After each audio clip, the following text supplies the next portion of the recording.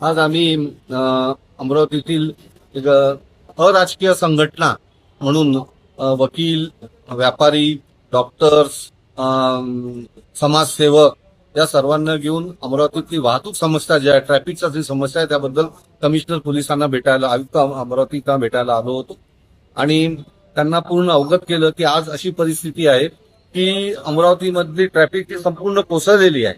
लोक हतबल झालेले आहे.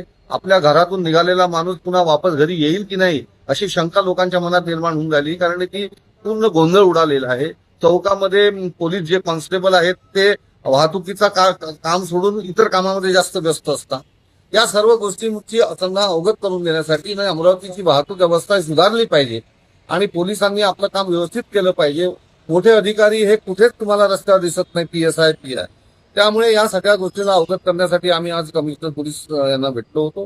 त्यांनी अत्यंत सकारात्मक दृष्टीने आमचे पॉईंट नोंदवून घेतलेले आहे आणि ते स्वतः आज अमरावतीतले जे बॉटल नेक्स आहे तिथे स्वतः व्हिजिट करणार आहेत आणि मला असं वाटतं काही दिवसामध्ये वाहतूक व्यवस्था सुधारेल.